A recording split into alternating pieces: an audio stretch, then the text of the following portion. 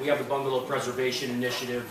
For those of you who don't know about this, this is a initiative the city has kindly undertaken to do, and then City of Homes picked up.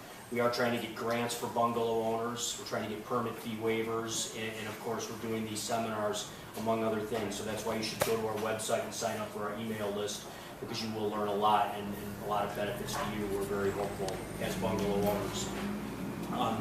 Secondly, Bill Fitzgerald has been kind enough to give us this venue, so don't be shy about getting a beer or two, or three for that matter. The bar is right over there, so during the seminar, just feel free to help yourself to a drink.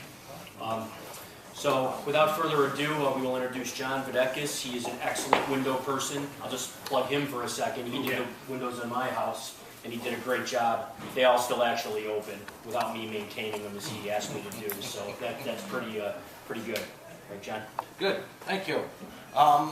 Like Richard said, my name's John Videkis. My company is Just Sashes. We're a small millworks business. We're a mill shop, and we're located on the northwest side of the city, right down Austin Avenue by Addison. I've been in business for 27 years. I'm kind of related with the city and the Chicago Historic Bungalow and all of that.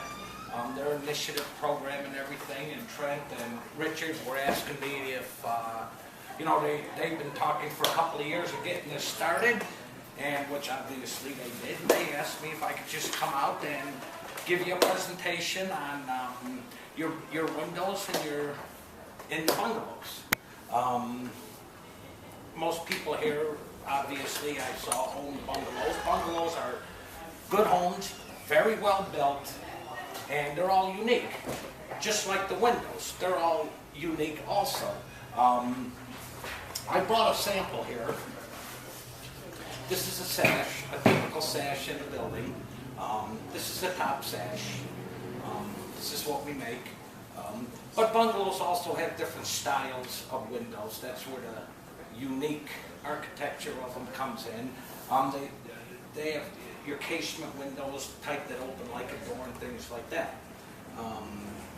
But I guess the initiative here is trying to preserve your windows.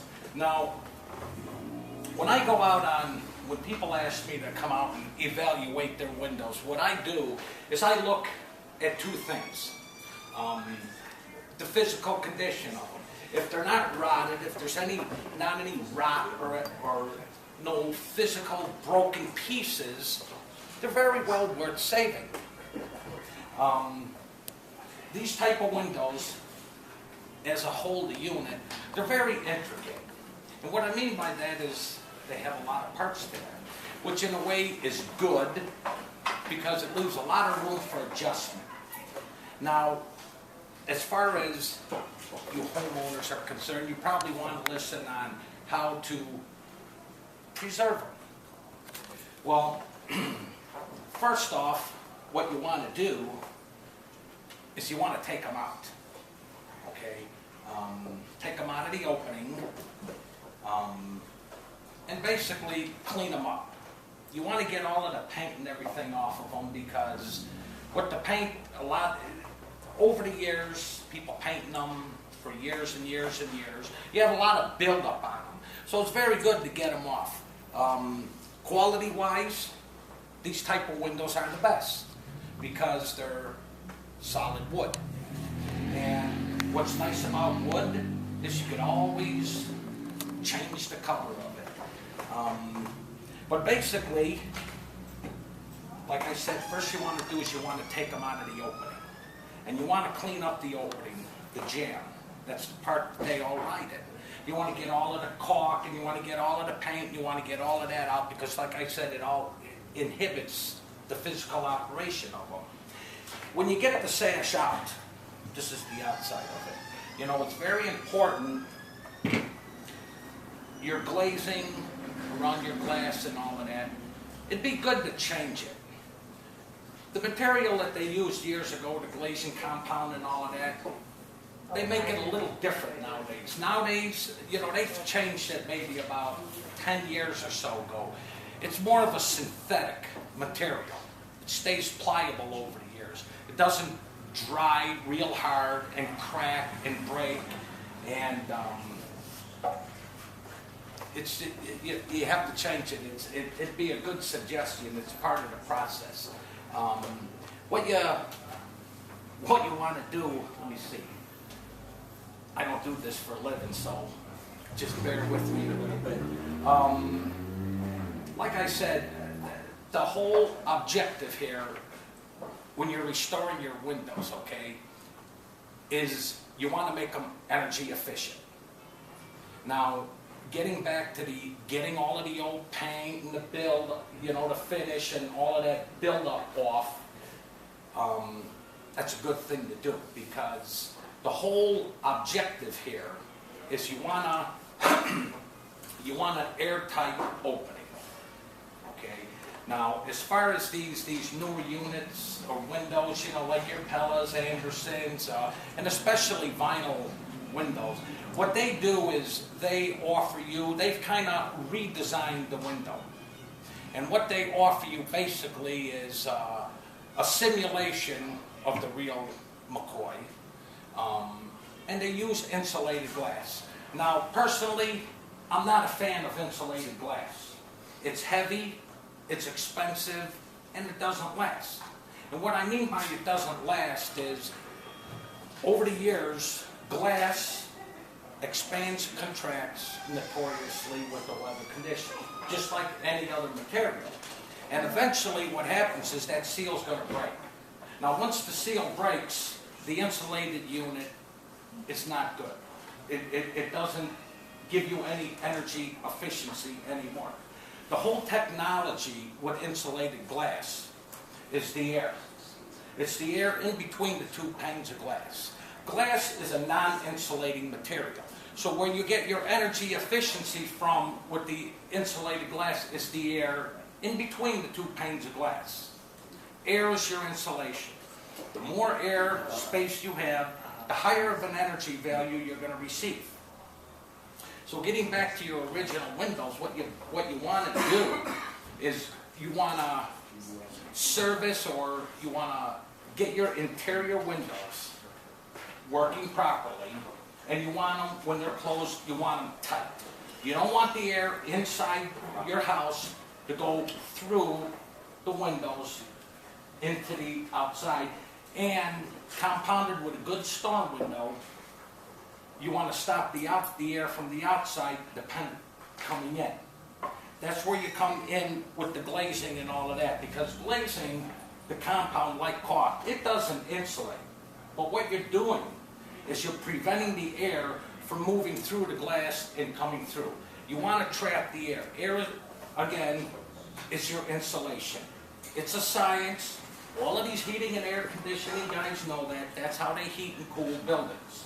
So what you want to do is, first, you want to use a good storm window. Wood, getting back to your windows, wood is the best. Wood naturally insulates. Wood can be expensive. We make the wooden storm windows and things like that. But that is a good thing to have for energy efficiency. And then, again, with the glazing and the compound, the putty, glazing compound and putty on the outside, you want to keep it all sealed up.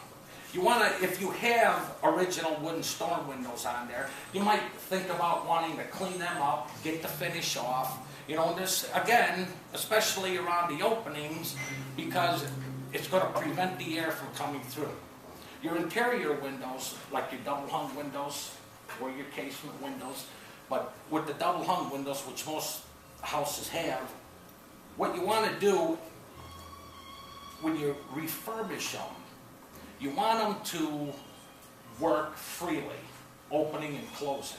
You don't want them too tight, because all that's going to do is it's going to frustrate you, with the operation of it, and then you're back to square one before you did anything. But it's very important when the windows are closed, when you lock them, that they're nice and snug. That's what you want. That's your objective. You need hardware. You need locks. Because locks work two ways. They prevent you from opening the window, and when the windows are closed, they hold them in place. That's where you want them nice and snug. Again, getting back to the original, you don't want the air inside your room to pass through and come out. And the same with the storm window, you don't want the air on the outside to come through. Those aluminum triple track storm windows, they're okay. They'll last for a while when they're new. But like anything else, after a while they tend to give. Metal is a material, for one, metal doesn't insulate, but metal will expand and contract notoriously with the weather conditions, the hot and the cold, the changing of the seasons. The aluminum storm windows, when they're installed on your house, they're screwed up.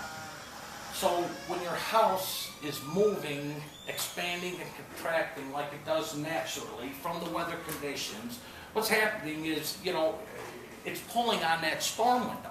And if you have those triple track storm windows, if you really look at them and you look up in the 90-degree corners and all of that, where they're all mitered together, you're going to start seeing airspace. Well, now you're letting the air move.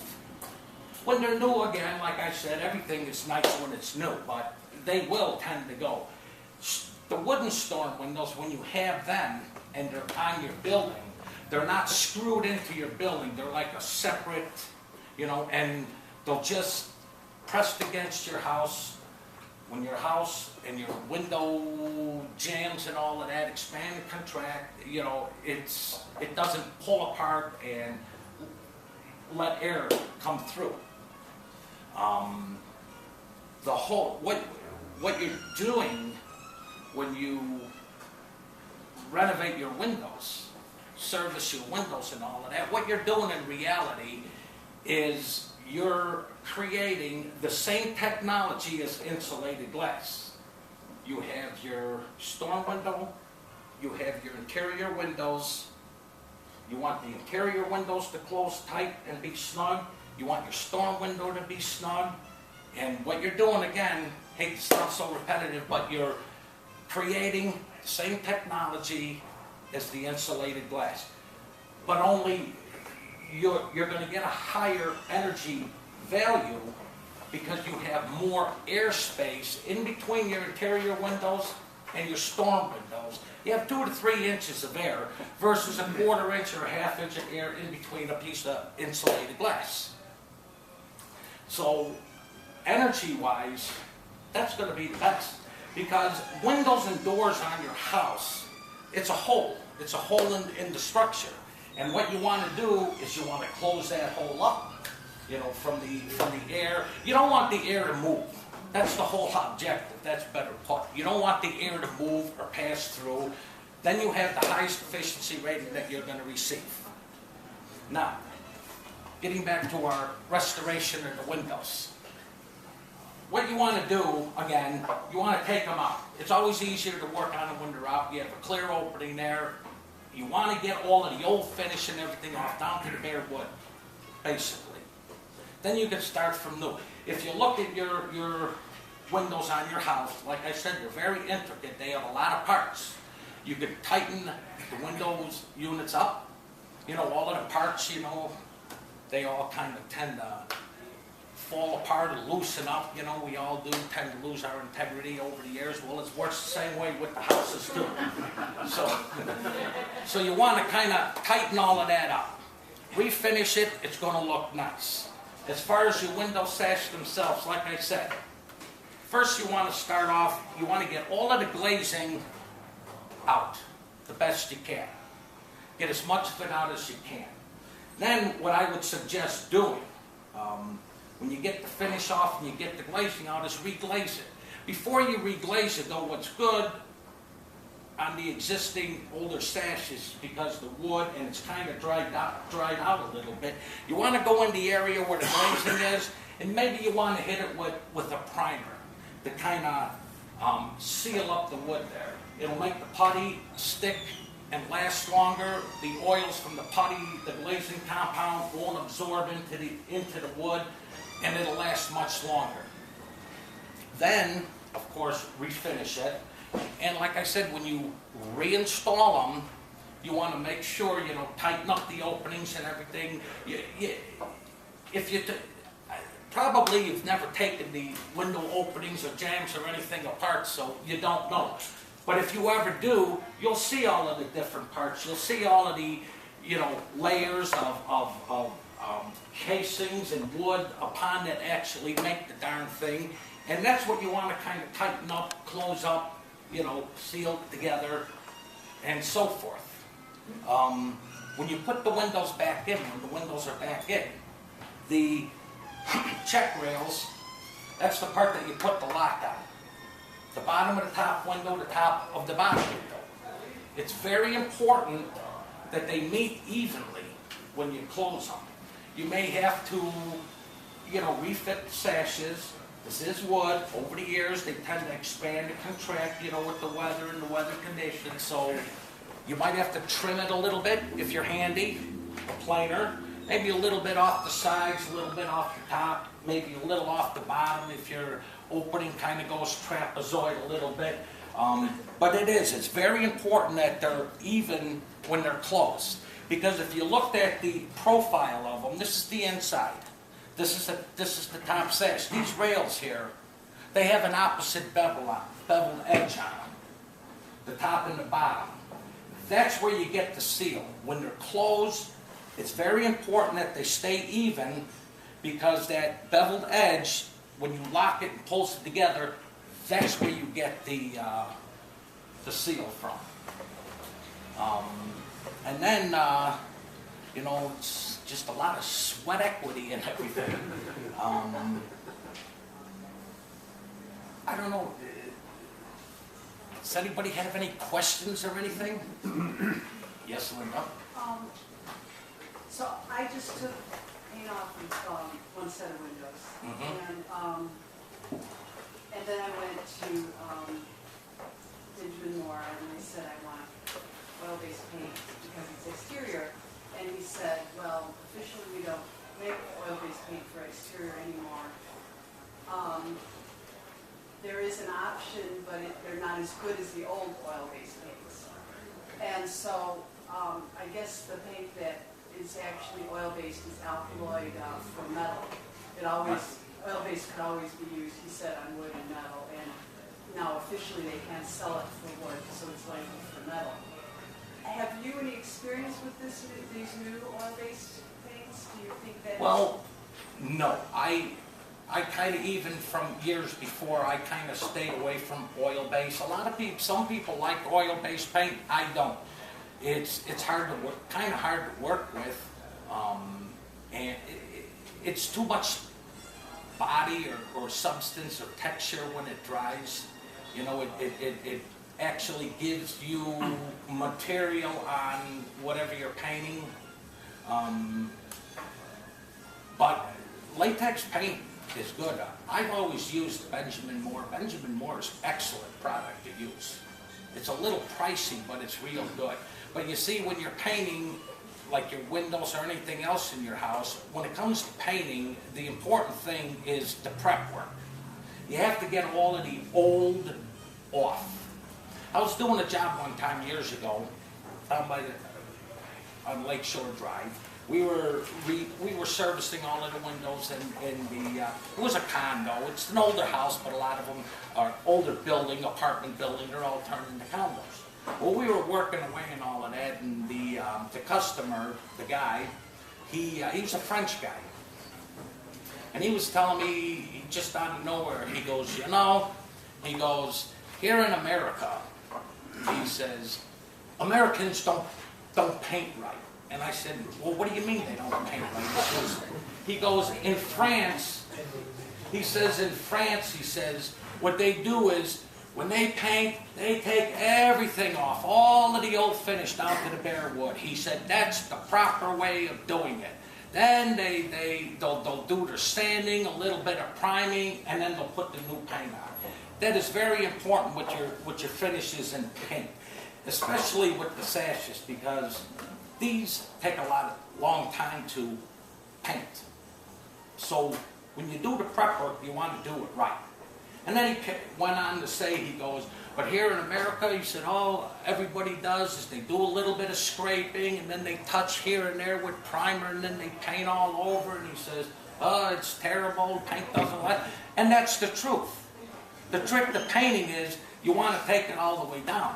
And then I would just say, as far as painting goes, it's whatever you prefer. You want to use a latex or an oil paint. I could make a comment that what I've read is that you don't have to match the primer with the paint. And that what I heard is the best way to do it is to take an oil-based primer, which is still readily available, and then you can and you put that on the window before you put your putty in, because the putty does much better with oil-based primer, and then you can cover it with latex, and that works fine. What we use in the shop when we do a lot of reputtying and stuff like that for customers on their windows and stuff like that, when we get all of the glazing out, what I like using is that Zinsser primer, the Kilsey. Yeah. Now that's alkaloid or alcohol based. It dries quickly. It conditions the surface. See, the primer's important because it'll condition the surface, kind of like if you have indigestion and you take an antacid, the primers they'll neutralize the surface. If you have any water stains, or from any kind of chemicals from the previous paints or finishes and stuff like that. But that's what I prefer using, and it works good. It soaks in, and it conditions very well, and it leaves a good prep surface for any kind of a paint finish. John, if I may, you also make sure when you're doing at least the glazing, I like to use an oil-based primer. You can do a latex over an oil-based primer, especially like John said, the Zinsser is the best stuff, I think, too. Yes. And Benjamin Moore latex right over the top of that. But you definitely want to you want to let the glazing cure, though, it takes about 10 days. So that's why John said take the window out, glaze it, let that glaze get to a hardened material, and then do your oil-based primer on that. And you don't have to sand, like the Frenchman said, down to bare wood necessarily, but you want to get everything loose off. Right. So that you have it, because that's, like John said, that's the key, is if you don't have a solid substance that you're adhering to, then you're not going to last. So. But just make sure on that glazing you do use an oil-based primer. It's all in the prep work. Yeah. Yes, sir. I was wondering if you talk a little bit about a step-by-step process of removing the sash from the actual window. One of the things that's kind of intimidated me about starting a project like this is she jams off, sash out, and then the ropes that the window that attach the rates have just rotted. So I have to reattach the rope, the chain, Right. and the idea that all these different moving parts or stationary parts have to come off and then go back on. Right.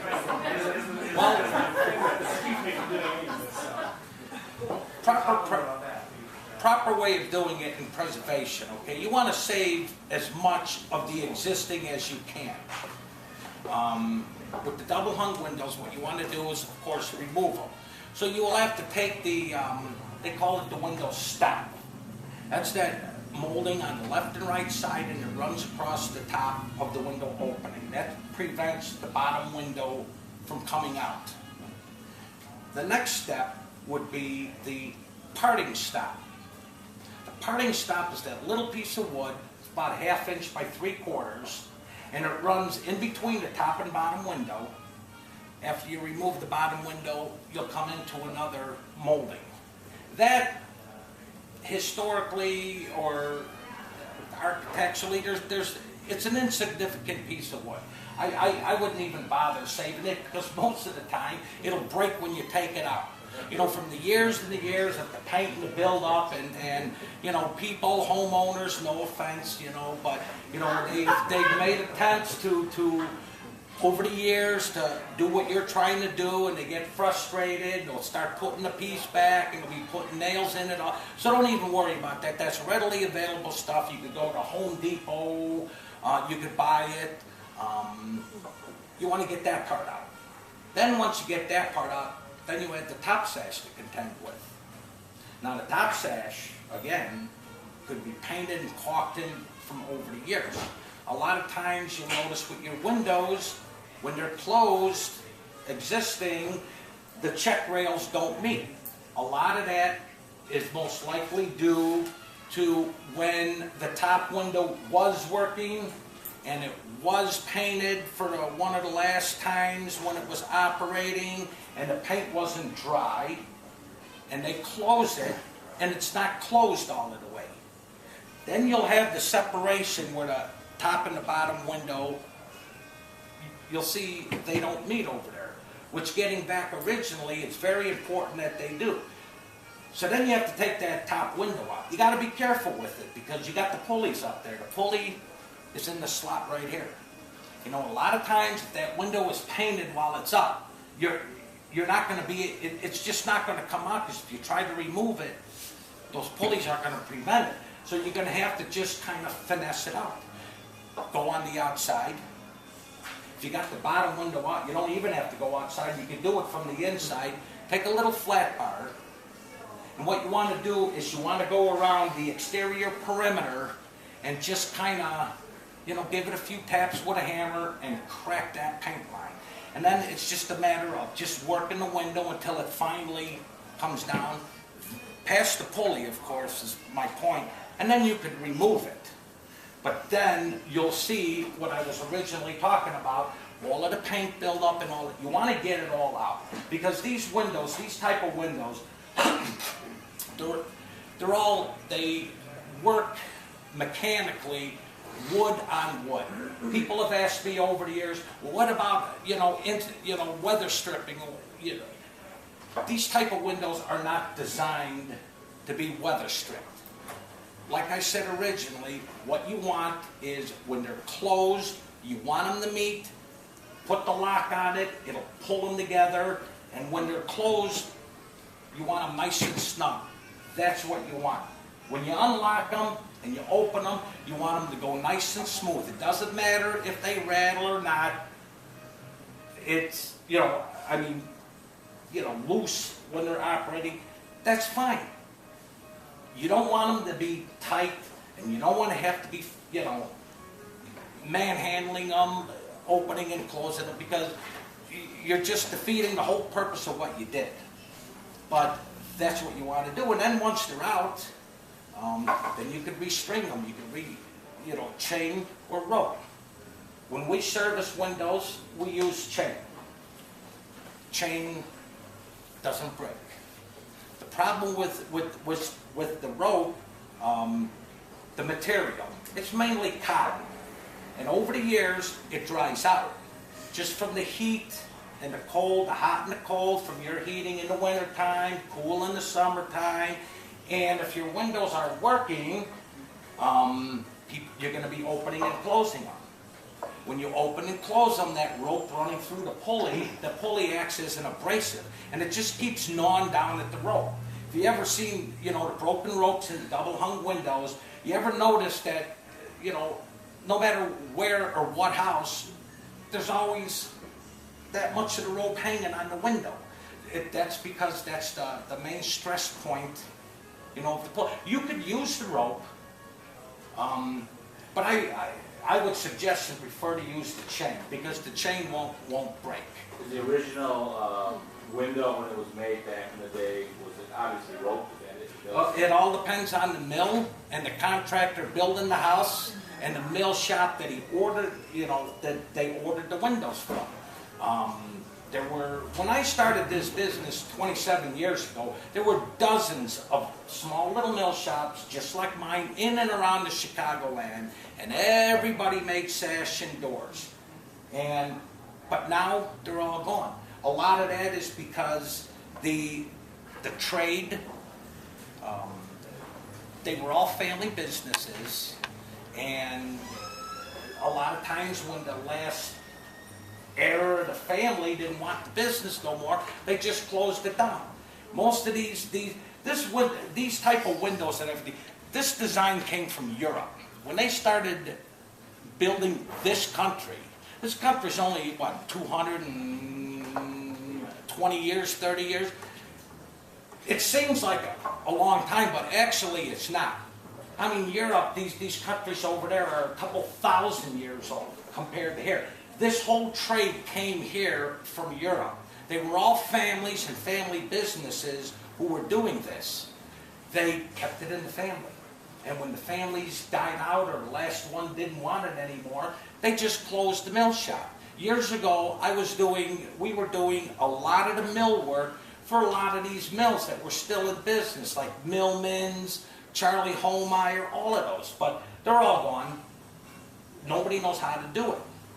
And it's hard, you know, from the business point of view, from me, it's hard to actually keep somebody, you know, for any length of time, because it takes a very long time to show somebody and train somebody how to actually fabricate the product, and it takes a lot of experience too. And I guess they just get bored and, you know, they just kind of tend to like lose interest, you know, or maybe they find a better job somewhere else. But you know what, in today's economy, it's not a factor anymore. If you got a job, you're going to try to keep it, but that's not my point. I guess it's more like an art today. That's why I was saying earlier, you know, these window companies today, your Pellas, your Andersons, Marvins, all they are is, they're a window. They look like a window. They're simulating these. This is the real McCoy. This is the wheel, and all of those other companies are just trying to simulate it. There's nothing historic about them. Quality-wise, there's no comparison. If you have these type of windows, you really want to keep them. And like I said originally, what I do, when somebody asks me to come over and evaluate their windows, I look for two things, either physically broken pieces or rot. If they're not rotted, and if there's nothing broken, there's no reason to replace them. You don't want vinyl. I'm not a fan of vinyl. There is nothing energy efficient about vinyl. Vinyl is a non-insulating product. You know, everything looks good when it's brand new. But I'm just sharing my experience almost 30 years out in the field. And I'm not a fan of vinyl. They're plastic. I mean, take any product, a plastic bowl, cup, or anything, put it outside on a table in your backyard for a couple of years and see what happens to it. It's the same thing, you know, is going to happen with the vinyl. And you're going to be colder with the vinyl windows. The vinyl windows, you're actually going to take the equity out of your home with vinyl windows. Vinyl windows are a cheap fix, and they're really not a homey, warmy type, you know, setting. I don't want to sit in my living room and look through a bunch of plastic windows outside. Well, it's like sitting in a trailer or an RV. I mean, it's just, and they're not energy efficient. And what do you do when you get rid of them? You throw them in the garbage. And then what happens? Then they're going to sit in a garbage dump, you know, for hundreds of years before they even start to, you know, they're not biodegradable either. The whole objective here with the openings in your house, the windows and doors, they're holes in your house. And you want to make them energy efficient. Wood naturally insulates. Keep that in mind. John, can you talk about, I don't think you've gotten on to the point about your cypress and where you get the cypress and the old growth wood, maybe hit on Well, that. when we make sash, I use cypress. I started using cypress. Typically, when these homes were built, Berwyn, Chicago, this general geographical region here, most of the original windows, they're either made out of yellow pine or Douglas fir. That was the species of wood that they used. It was plentiful, and that's what they did use. What I use is cypress, southern yellow cypress. Cypress is an excellent material to be using for an exterior application. It has its, like the yellow pine and like the Douglas fir, it has its natural properties in it for preservation, natural preservation, you know, from weather, bugs, all of that. A lot of your homes, your 2-story, 3-story apartment buildings, all of those back porches, those were all Douglas fir. And you look at these buildings 80 and 100 years later, these beams are still intact because of the natural properties of the wood. I started using cypress about 10 years ago when they renovated the Hemingway house here in Oak Park, down Oak Park Avenue. We made all of the sash for it. The architect that was running the job, he specified that we use cypress. And I've been using it ever since, but there's reason. His reason was, well, you know, Frank Lloyd Wright, when he built all of his houses, you know, his sashes and stuff, they were all out of cypress. Cypress, I found out over the years, its natural property is cyprotene, I believe it's called. And that is a natural preservative, again, from rot and bugs. We do have termites up here in Illinois. We have a lot of them here in the carpenter ants. They don't like it, they don't eat it, but the wood is naturally weather retardant. It doesn't rot very easily. Cypress grows in the south, down in the south. And I learned a lot more about cypress over the years. You know, when we had this Katrina, that years back. Well, the wholesalers up here, they started, you know, taking advantage of the tragedy down there. So what they were doing is cypress comes from the south. Cypress grows all the way from the Florida Keys all the way around across the Gulf to the Panhandle of Texas. It's just the natural species of wood down there. All of the homes and everything down in the south, Florida, Georgia, Louisiana, Mississippi, they're all built from cypress. It's very plentiful. But I started getting even more educated on there when these wholesalers up here were trying to take advantage of the tragedy in the market, and they were like doubling and tripling the price. So what we did was I just went online and I started finding some mills, you know, down in the south, because that's where all the cypress is, and then I started going down there. And the wholesalers up here, their excuses were, well, you know, it's so terrible, you know, all the railroad, there's no roads, you can't get through. Contrary. They had so much cypress down there they couldn't even get rid of it. And what I found out is, you know, going down there, I could get 3 times the amount that I usually have delivered up to my shop, and that's myself going down there to get it and bring it back. And back then, that's when gas was up there at $4.50 a gallon too, and it was still cheaper to go down there and pick up 2,500 or 3,000 board feet of the lumber than it is having 1,000 board feet delivered to my shop. I mean, and that's the whole expense, the gas, the lodging, the food, and everything. So, but the people down south, most of the cypress wood itself, they don't log cypress anymore. When you have a storm like we did Katrina and all of that, what the government does is it sends in the Army. The Army Corps of Engineers is what takes over with these tragedies. And what they do is they hire contractors to clean up the mess. Depending on the region you're in, they'll always hire the local contractors. Well, when you get down south, especially in southern Mississippi, the 2 biggest industries down there is logging and cattle. They got a longhorn. That's what they're doing down there. They're not doing these, you know, beef cows, these Angus. They're farming longhorn steers down there. Pretty interesting. But all of these people down there, all of this cypress is coming off of private land. Now, the mill that I was going to, Richard, he had a small plot of land. He had like 2,000 acres. The guy next door to him had 8,000. The guy adjacent to him on the other side had 20,000 acres. These are second and third generation families that have kind of homesteaded the land years ago when the South was settling. And I was asking Richard too. I said, Richard, what ethnic background are you? And he goes, well, I'm Swede. And I said, Swede? I said, what are you doing down here in the South? He goes, oh, well, hell, John, he said, after second or third generation, kind of acclimate to the weather and the condition down there. But what they do, those people in the South, they're very educated with ecology and growing, and they know how to do it, and they do it in pieces, and they you know, the whole system and everything.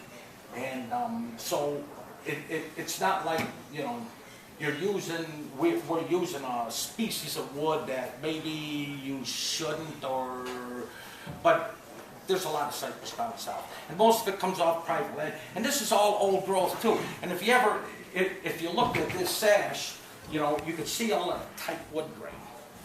Now, Richard told me that most of those trees down there, a lot of those trees down there, those things are between 400 and 600 years old. A lot of those mature cypress trees, but that's a lot of those are gone. But this is all old growth lumber. And like I said, cypress is an excellent species to use. So when I provide it with my product, like maybe storm windows at a customer's house, who puts them on their house, and then maybe they don't want to prime them or something, or paint them for a year, or 2 years, or 3 years, no problem. It doesn't matter. Frank Lloyd Wright, what he used to do on a lot of his rustic homes is, he used to do nothing on the outside of the cypress, you know, when he put them in the house, because what he liked was that patina, you know, that driftwood, the older, you know, the grayish, washed out look. And the insides, a lot of them, he just oiled them. But cypress is a good use, and it kind of, it's reasonable in price. So if I do provide a product for my customers, I can do it at a reasonable cost. And I don't have to worry about, you know, the customer coming back to me, you know, the following year, oh, look at this window you sold me, this sash, this storm window, it's all rotted out. Well, So got to cover myself too. do you still have to go down and get it? No. They adjusted their prices back then.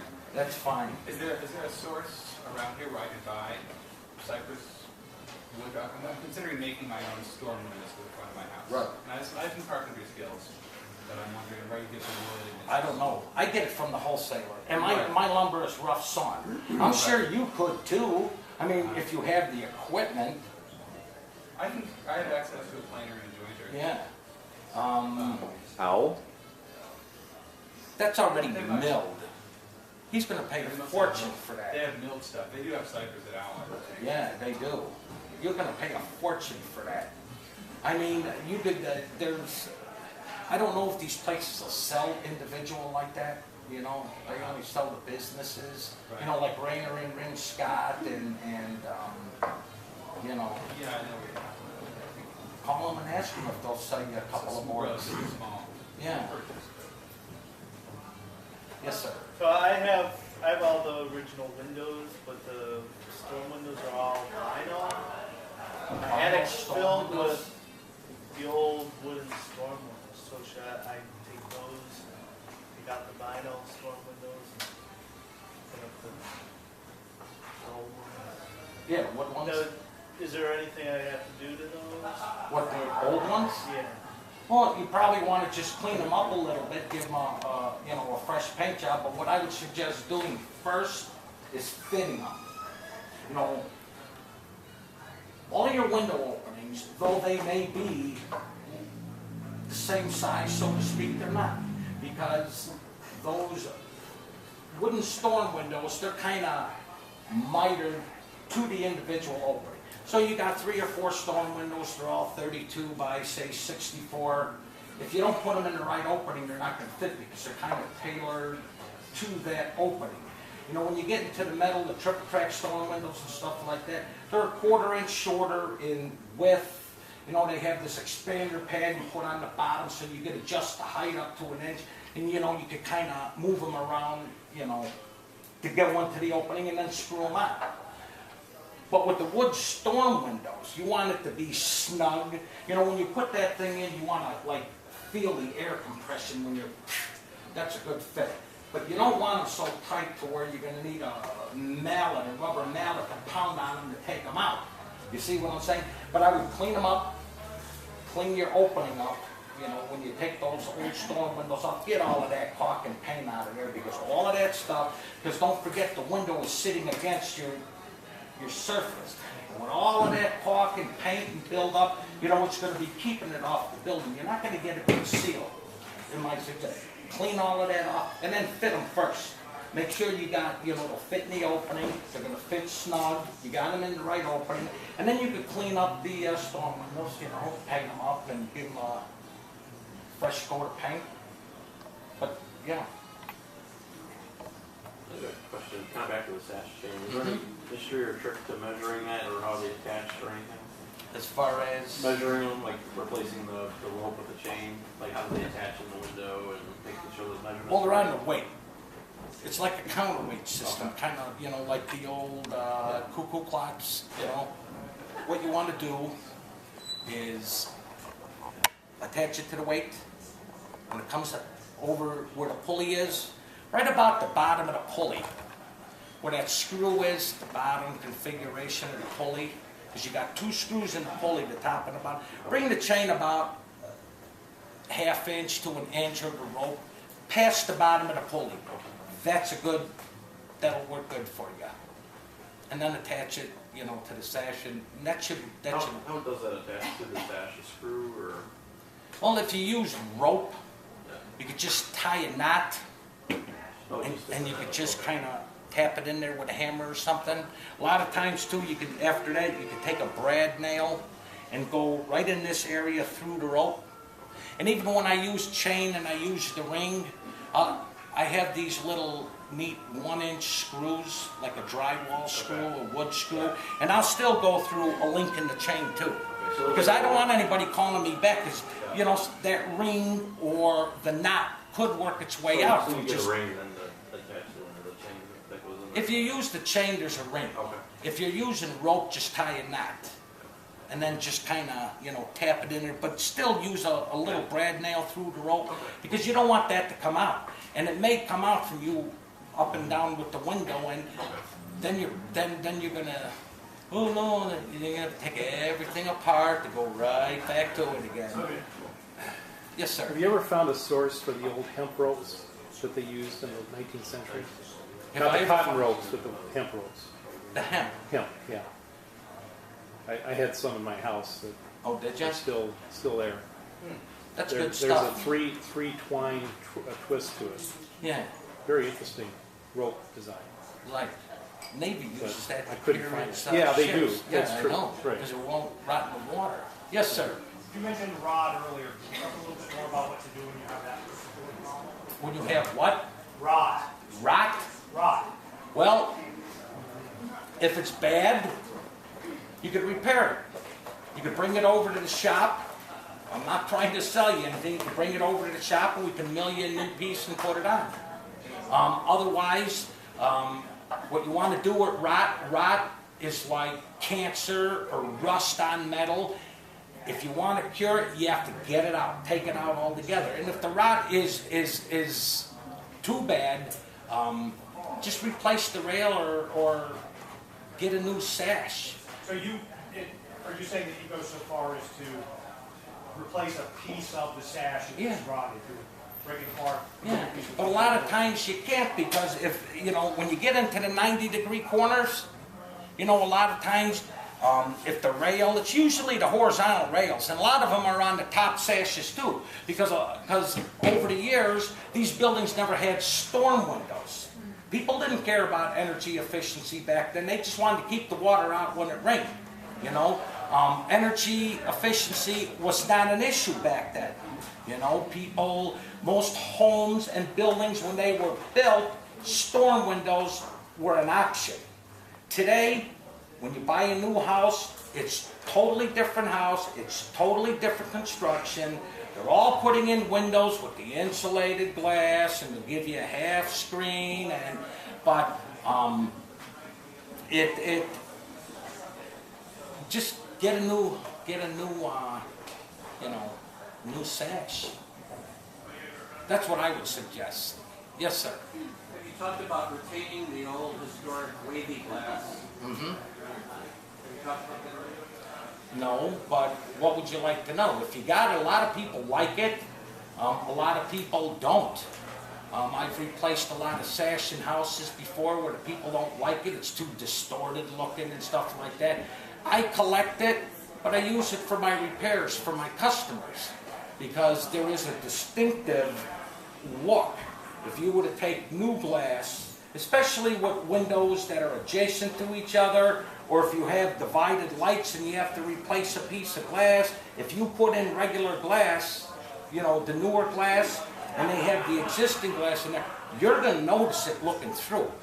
But as far as that old and wavy glass, it's not available.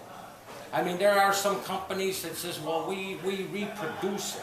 See, in this country never manufactured glass or processed glass till after World War II. We got all of our glass from Europe. Most of it came out of Germany and Austria and all of that. And the way they process their glass is different than the way we do it here. That's why you have the difference. Now, a couple of years back there, other contractors and stuff will tell me, oh yeah, you know, there's a company that's making the old wavy glass and stuff like that. I've never looked into it. But then after a while they said, no, it's not like the old stuff. So, I mean, what were you asking? Where to look to get it, or? Well, I think It's cool. It's very. if you want to retain the historic character, Yep. part of the character. Right. Well, I salvage old windows out of the alleys wherever I find them that have the wavy glass, so I've got to Bingo. sandwich my attic unit. Well, that's what Yeah. I would have asked, is like, since you're doing that kind of work for people, like if you get a situation where someone has an old house and, you know, they want to not do the work themselves, like a lot of people like here, and they hire you, and then they have like a couple windows that, you know, maybe a pane is Right. broken or something. Do you have just like, yeah, I collect it. you collect? I it, have so a lot that's of it in that. my shop. I don't sell it. I use it for my repairs with my customers. That's what I was Oh, wondering, yeah. if you would have that available Right. for, you know, a customer that would need to. Yeah, yes. And like Trent says, you know, if he finds it in the alley, he picks it up. Well, like I said, a lot of people like the glass, a lot of people don't. And when I'm making new sash and you know, we're installing it and we take the old one, oh yeah, I'll always bring it back to the shop and take it out, especially the larger pieces. Not the smaller ones, they're not worth the time to take them out. But the larger pieces I do, and yeah, I do collect it for my repairs, you know, for my jobs with my customers, definitely, yeah.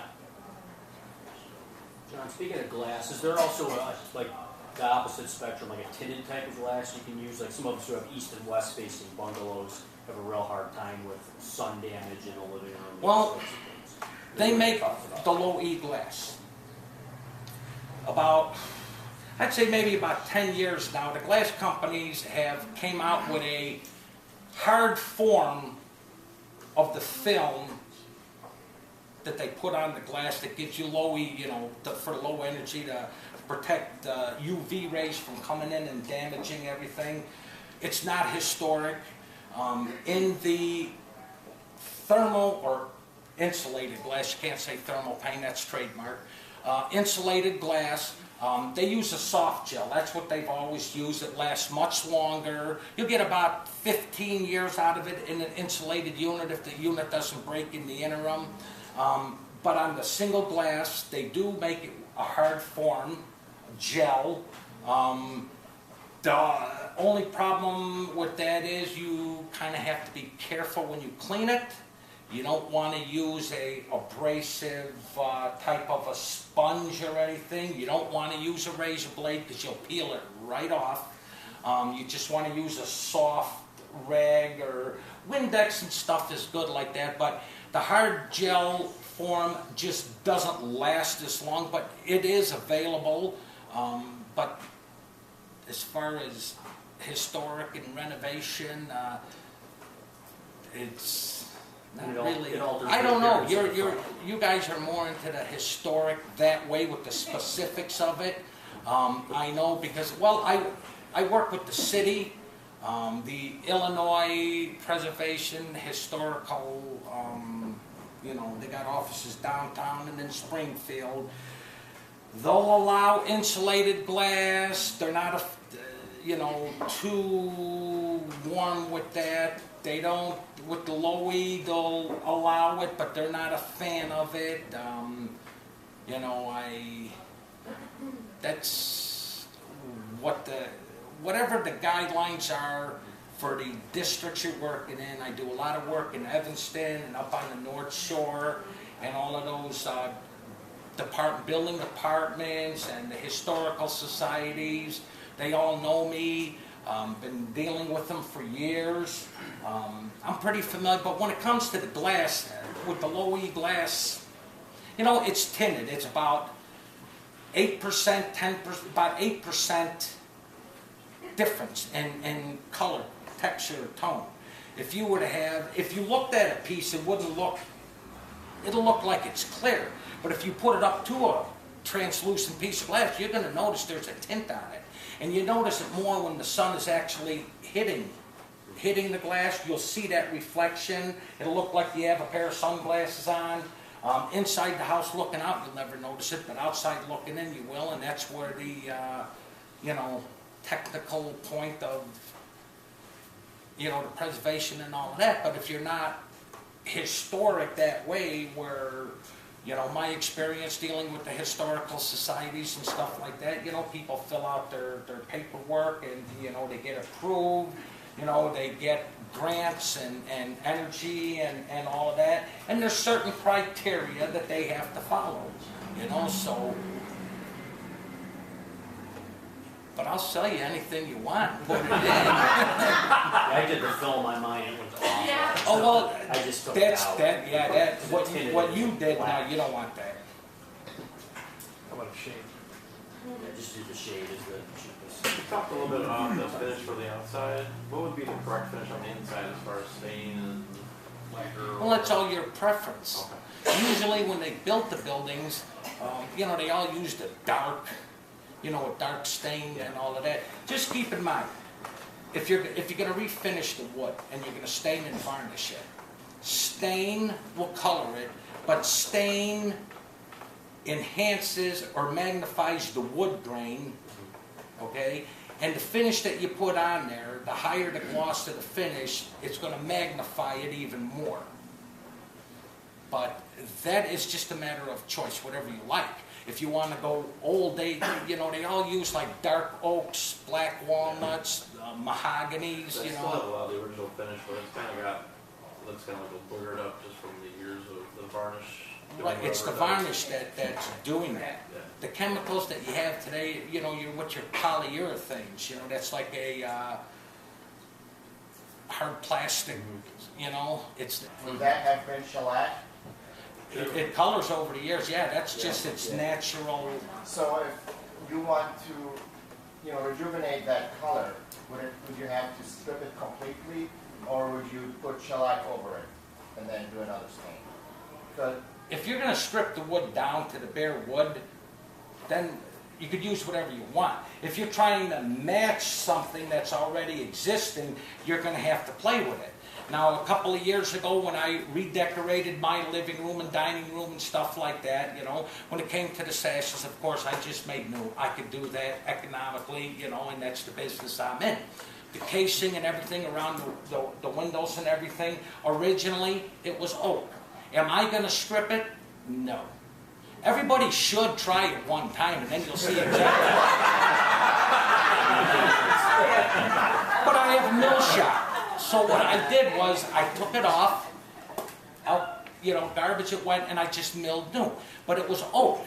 I milled it the same profiles and everything. I have a bungalow. I live in the city on the northwest side around Irving Park and Narragansett. I have a bungalow. It's a frame bungalow, but nonetheless, and I just milled new pieces. Now, when I stained everything, I like the golden oak on the yoke. You know, it gives a nice finish and all of that. But you see, when I made the new sash, that's cypress. So what I had to do was I had to mix and match stains to get the same color tone as the oak. Because the oak is like 80, 90%, you know, of the woodwork, and it's this color, and I want everything to blend in. So what I ended up doing was I had to take a combination of a natural, because natural's clear to stain, and then I had to mix it, and I came out with a mixture of about a third, I believe it was like a dark oak, to 2/3 natural, mixed it together, and then I put it on the cypress, and when it dried, it was identical to the oak, the color tone and everything. And like I said, if you're gonna try to match something that's already there with something that you knew, or you're gonna have to mix and match with stains, and you're gonna have to play with the color tone till you get it. Putting on the varnish finish has got nothing to do with anything. It's not gonna change the color of anything. What I've learned years ago, because I learned everything that I know from the old timers. And between the varnish and that shellac, what was that? The shellac? Shellac. Yeah. It's actually beetle poop. Yeah. It's from the lac beetle, that's where it comes from. But the thing was, they used a lot of that shellac, I believe, the old timers said, like, you know, on stair tops and hand railings, wooden hand railings, because people with jewelry, you know, women and men walking down the stairs with the railings and all of that, the jewelry would scratch into the finish. Well, with the shellac, you could buff it out. You can't do that with the varnish. You see what I'm saying? So that's why they use the different, you know, finishes for the different things. Nowadays, that polyurethane, it's totally different than any one of those chemicals. Because what I did, I have an octagon, so on the southwest corner, you know, there was plenty of sun damage. You know, it just was all dried out. So I just took some shellac this past summer just to see what would happen, and I put a top coat on it, and it kind of like brought back the color. Yeah. And you know, I just give it a nice newer sheen, and now a year later, it hasn't changed, it hasn't worsened, and there are no rings on it or anything. And so I mean, see, yeah, you have to be careful, because I've seen a lot of horrible jobs done to customers. Okay, you know, they'll come in, you know, and they'll have painters or whatever come in and strip all of their woodwork and all of that, and then they're replacing it. You know, the contractor, they're going to replace. You know, the species of wood is different. Now, if I use a different species of wood in my house, you know, to get the same color tone as the oak, I may have to mix a different, you know, colors of stain to get that species of wood. And I've seen it. They've had poplar, they've had oak, beech, maple, you know, hodgepodge species of wood. And then the painters come in and they use one stain and they go through the whole room, and it's like, this is not going to work. I mean, you can distinctively see the difference. You got to be very careful with that. But you're lucky. You don't know. It's like pot luck. You just don't know. Yeah. Well, and a lot of it is with that sun damage, like you're talking a lot of times with shellac, what they call alligators, like scales. And if you just take like a Scotch-Brite pad and just smooth that out, so long as you don't go through the entirety down to the stain and eliminate the stain, you're just touching up that surface and you're roughing it up, and you're leaving the patina there, which has been sun damaged, so everything's all the same color. All you have to do is just dust it up, is what we say, and then put another coat on, and you're fine. You can use varnish over shellac. It hasn't even alligator. No. Because it's just the varnish is pretty much gone. You're lucky.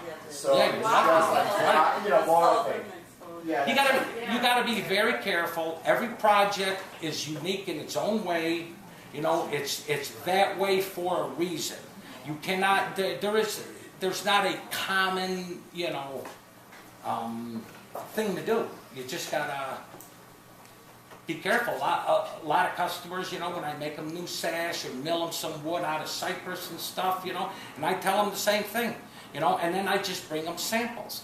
You know, some cut-offs and stuff from the shop, and I'll give them this cypress, play with the stain, you know, till you mix and match, you know, two colors together, to keep testing it on the surface before you get the color that you need to, you know, do your new. Because once you start putting it on a new piece and it's wrong, you're done. Right. I mean, it's a lot of work for nothing. You're gonna have to go back through, and how many times you're gonna keep stripping and everything. What I do know is you don't want to, you know, this wood bleach and stuff like that. You don't want to use that. I've learned that years ago, because that wood bleach, you never want to bleach the wood, because that wood bleach will actually burn the fibers, and it'll actually weaken, you know, your wood product. You don't want to use that ever. What if I have a black stain on, you know, part of the window, on the sash? That's from water. That's right. So what, is there anything I can do, or just live with it? live with it. See these doors over here? Finish it off to make it look like that bird's eye in the panel and all of that. You know, give it a little bit of character. Well, wood, you know, wood, that's the beauty of wood. I mean, Wood is good. wood is good. And it naturally insulates. And you can always change the color. Yes, ma'am. You touched on this a little bit. But I have a job. I have a hard time getting home and cooking dinner. And I'm the handy one. And if I start to take apart a window, it's going to be 6 months, right? We're going to be in the middle of winter before it gets done. So, Just sashes. I'm sorry? Just sashes. Well, here's the problem. So far as I can see, this is what I'm saying you touched on. So far as I can see, there's only one of you. And yes, Landmarks Preservation Council and all these people recommend you ad infinitum. But I have actually called, and you're really busy. At times. You know? Well, But in this economy, we're not that busy. Come on over tomorrow. All I've been able to find is people that, like you said, come in and they go, oh, this has got to come out. And we got to sand it down at the shop. And it's all Because they gotta don't come know out. any better. I'm sorry? They don't know. They don't know. Well, you know, I'm The like, newer the minute that carpet- somebody says, oh, it's got to come down, I'm like, no, sorry, gotta go. You know, and Right. So is Well, it there's better? a couple of us. I have a couple employees. Frank's been with me, working with me for about 16 I'll call you years. tomorrow. but what I And my want to ask, son's since in school, so. what I really want to know though is if I can't maybe get you this year or whatever. I have my original windows, and some of them are rotting a little bit because sometime in the 70s, someone slapped up some metal around. Instead of I have the triple track storm windows, but I have some flashing around the outside. It's really thick metal, and it seems to me it just acts like a big cup to collect a lot of water and send it down to the wood faster. But I decided that when I can't find the right company, I just leave it alone and keep Right. it. Smart. Keep I would it do the same protected in the thing. meantime. Proceed with caution. You know, metal, if you have metal on the outside of your window openings and stuff like that, I would highly suggest maybe taking it off. Well, I'd love to. Yeah. Yeah, People put the metal on the outside, you know, they encase their exterior casings with the metal for one of two reasons. Either one, they're hiding a bunch of rot that they don't want to deal with, maybe a rotted sill with some casing or stuff like that. Or a lot of them is when they put on the triple track storm windows, then they'll put the metal on there, you know, to try to make it as maintenance-free as possible. You know, that's the reasons why they do it.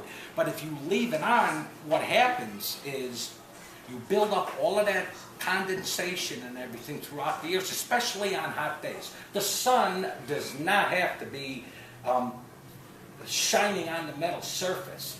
Just the heat and the humidity, what happens is the metal gets hot and it starts building condensation on the inside surface where it's cool, like where the wood is. And what happens is that moisture over the year keeps, you know, building up. Then it could start costing you some real problems with expense, with, you know, replacing your casings, and, you know, it'll be a nightmare. Take it off. Wood needs to breathe. You know, a lot of these newer windows, you know, over the years, which I've experienced numerous times, your Andersons, Pellas, and all of that, yeah, they make a good window, but if you're going to buy one of those, get an all-wood window. You don't want anything with this maintenance-free exterior on it because, like I said, when you laminate metal or vinyl to a piece of wood and use it for an exterior application, it's the beginning of the end of the wood product. I have people coming in, I have painters coming in, I got contractors coming in. Oh, well, this company, I can't, you know, this model is obsolete. You know, can you make me a new red? No, I can't. See, what happens is when you notice it from the inside of the window, maybe I give it a good 6 years. Then it's too late.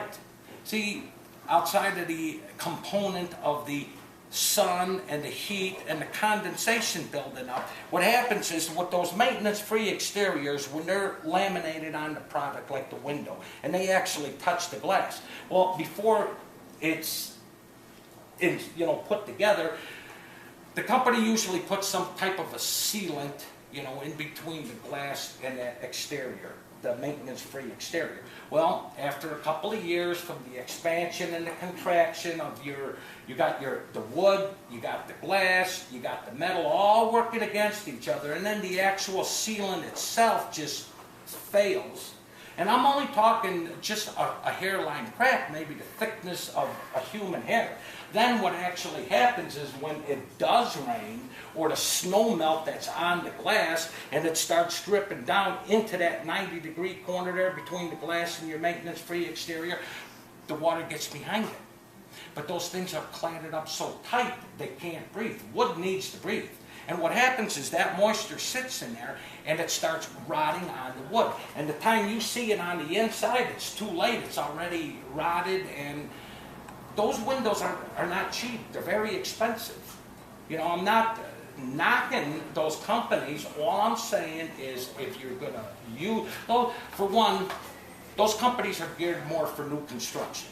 If you're putting on an addition, building a house, a dormer, you actually would decide what window company you're going to use, their product, and you would actually design your opening to accept their product.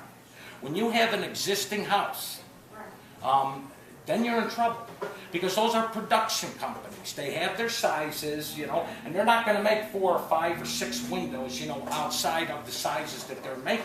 So you're going to run into huge expenses trying to modify that opening to accept their window in an existing house. And if you have a masonry house like most of the bungalows and stuff like that, you're done. It's pot luck if they have something that size, because they're not going to retool their company just to make, a half a dozen windows for somebody. I know from experience. Those companies are geared more for new construction. But if you put a dormer on or an addition or something, you want to use them, just get a window that's all wood. You don't want any of that cladding or maintenance-free exterior on it. Because that's all people hear, in the sales pitch. Oh, this is maintenance-free and lifetime warranty. Well, what does that mean? There's nothing maintenance-free. Right. And you could buy a lifetime warranty for the muffler on your automobile. What does that mean? Well, Marvin advertises that they have a knowledge window. Try to get someone on the phone who knows where it is. A lot of people, though, they're sold on this. Everybody with this maintenance-free. Your home, pertaining to the windows especially, they're architecturally copacetic, they're quality, they're intricate. You don't want to throw them out, because once you do, it's going to cost you a fortune to capture that uniqueness back, because there are so many parts and it's all custom. Yes, sir. Yeah. What's the overall cost? I mean, it's obviously, the cost, the measurement of the windows. Well, we charge by the size. By the size, right. The width and the height. What do you think? Like the bungalow behind you in that picture, if say maybe the lady that's talking right now, say it's her windows, she wants to redo them, reglaze them. I mean, what do you think? Well, it all depends, because each is unique. Overall, if we're making new, well, you could see a lot of people too. When they want to restore their window, even a sash like this size, okay, even with the divided lights in it, you could spend anywhere from $300 to $500 for a top and bottom window to pull it out, rehang it, strip everything down. I mean, you have to look at the cost of the window. A lot of it's got to be sweat equity, unless you got money to burn. But then again, what I tell my customers too,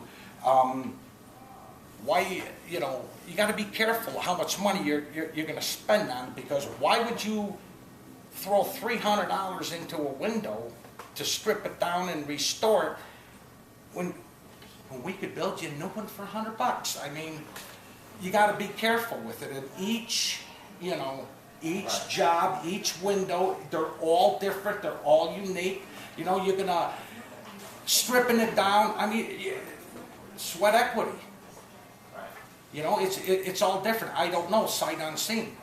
I try to give my customers the best price I can, even though we don't actually do the stripping. I mean, we provide that service. I don't strip wood. We don't have time for that, but I have. I think where I'm getting at is that you know, I live in Berwyn. I know some of the people here, but you know, I live in Berwyn and I have a great home as well. And we have the windows. I don't have a bungalow. I have the brick Victorian, you know, which is but it has the ropes, you know, and some of the windows have usually for something like that, you're probably looking at we normally charge about $180 to take the windows out, rechain them. In our home, believe it or not, they're great windows. They work great.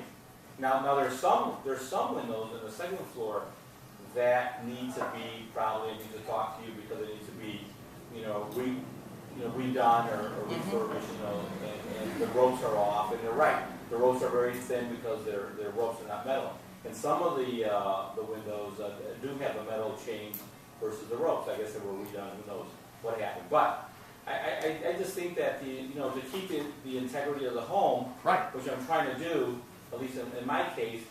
But I'm always like, man, if I change this and I put the copper gutters back on there, of course it's just more money. But it'll last me a lot longer. See, those galvanized crap that I had before. What I look at for my customers before I start making suggestions to them is the intricacy of the window.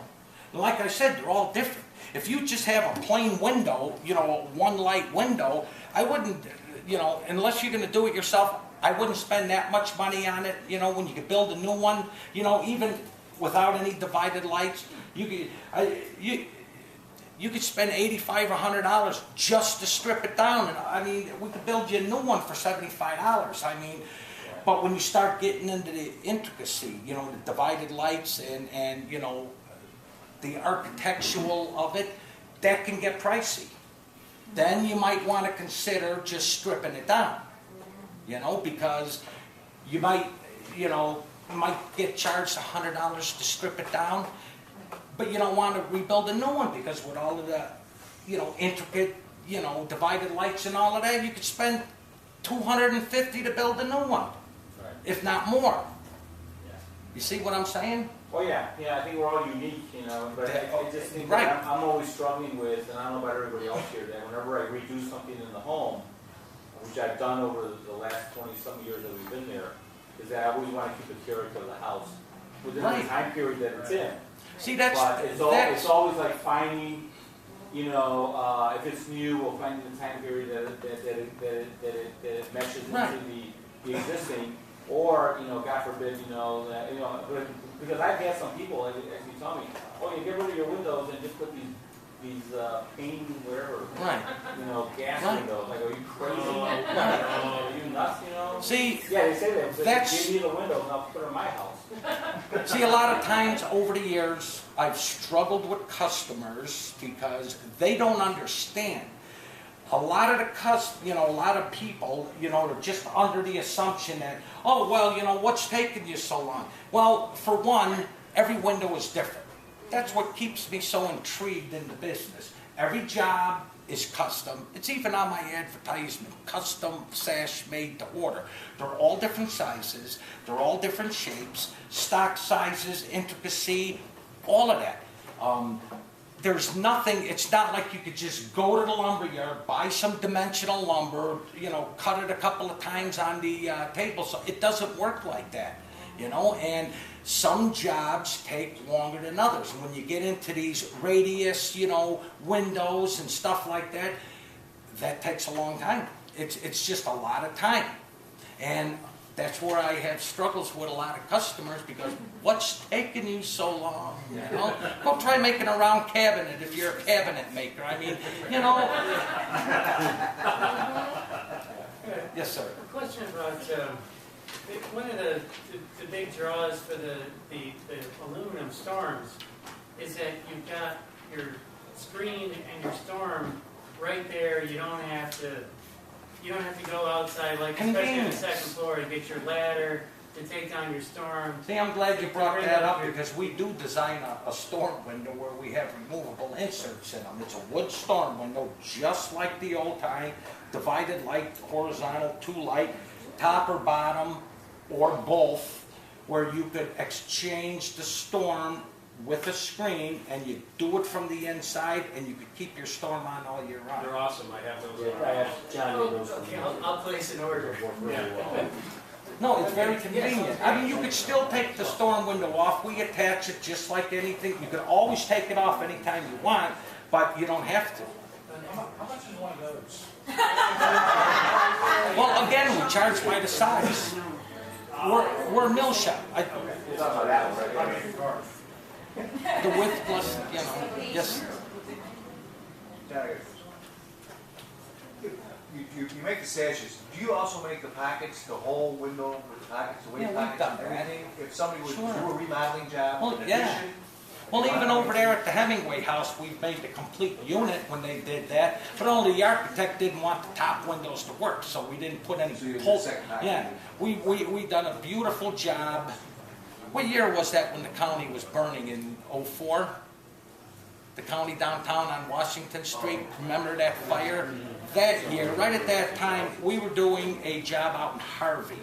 What the township of Harvey did was they took their old courthouse building, and what they did was they made it a museum. It's on just west of Halstead on 148th Street. They got grants from the state and the county and the Fed and all of that, and they actually renovated the entire building back to the 1860 era. And that building, we made the complete unit. Now these units were even taller. They were huge. They were like almost 8 feet tall. I mean, it was like 30 or maybe 40, I'm thinking, windows in the whole darn building. But they restored that building exactly back to the way it was. And yeah, made with the pulleys and all, yes. Yeah. Oh yeah, several You times. just put it in just like a new replacement. Yeah, it goes in like that, right. If I have my windows where the bottom sash and the top sash are not perfectly lined up, maybe 1/8 of an inch. There's a little bit of draft, and you know, we got a little sock full of rice and bread on top sash and the bottom. So the draft is gone. Energy efficient, yes. Now, the question is, you know, why is it doing it? What is a possible solution? And is that something that a regular homeowner can take that on himself or herself, or do we call You're it? talking they don't meet when you close them. Yes. Well, Just up. I mean, you just have to. do you have any of that metal weather stripping on Now, between the windows? No. there? No? Well, over the years, like I said, wood, you know, it expands, it contracts with weather conditions, moisture, you know, just like a door in your house. You have to plane it down. Is the top window closing all of the way? Does the top window operate? Yes. Well, good. Make sure the top window's all the way up. Then what I would suggest, the easiest thing to do, take the bottom window out and plane the bottom of it. Measure on the sill, left and right side of your top window, because you want to get that check rail right, because they, like I showed before, they got opposite beveled edges on it. So you want to keep those even when they meet. So, yeah, and then, you know, just miter the bottom of the bottom window. That's the easiest way out.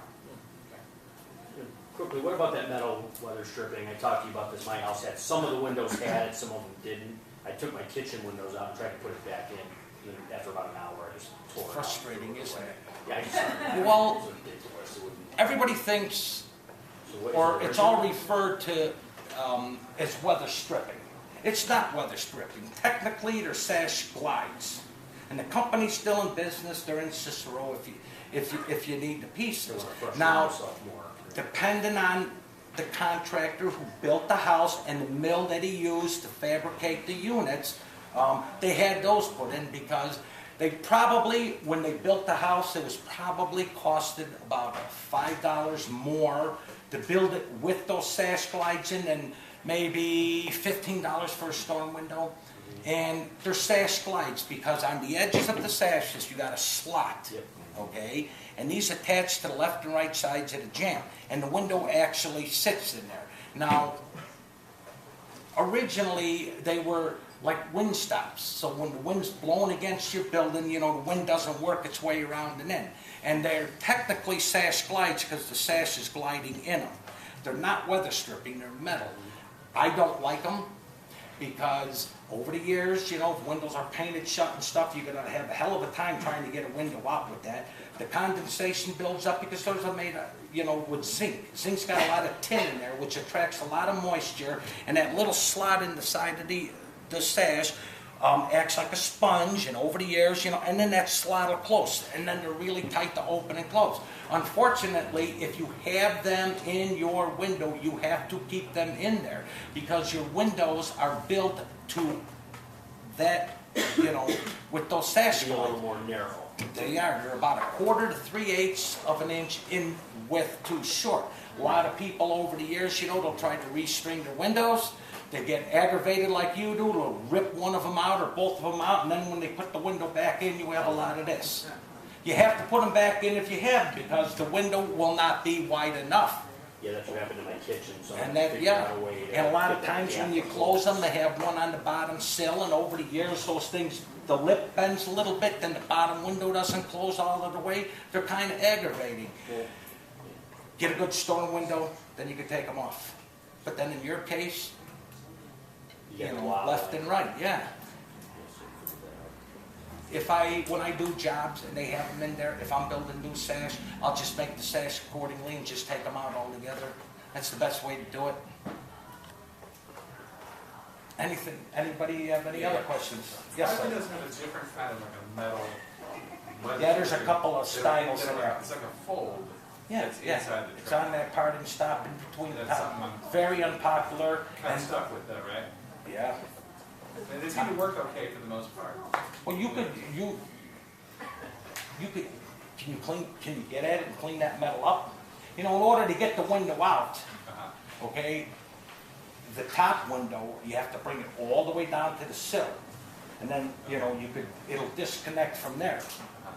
The bottom window, I believe you gotta get it all the way up, and then you could lift it out like that. And if you keep that, it's very hard to straighten out, but yeah, you're kind of stuck with it. One more question about storm windows. If I were making my own, I noticed the old storms have those holes in them, like those weep holes or whatever. Is that a vent? That's Yeah, that's just for a vent. It's for condensation or? No, just to get some air in, Okay. open up But the in the window wintertime, and lift that's the closed flap up. up. There's no airflow in the wintertime. The way you would build a storm window if you were building. Right. But no, that's just for ventilation. Just open up the bottom window and lift the flap. Okay. Limited, but that's all it's for. Right. You don't need them though. You could build a solid. No, you don't get them right. I took the plunge to redo my sash cords.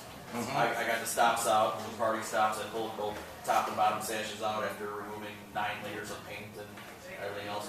But I replaced them with chains, the ropes with chains. Do you have any way of keeping the little coils that go in place in the knot on the rope on the side there? Sometimes I notice they pop out real easy.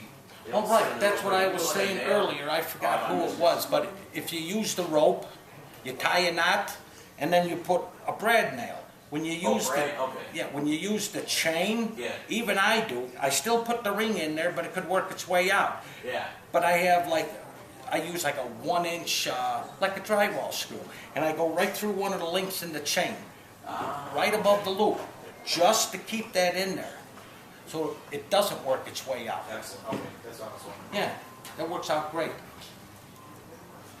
John, what about removing old glazing?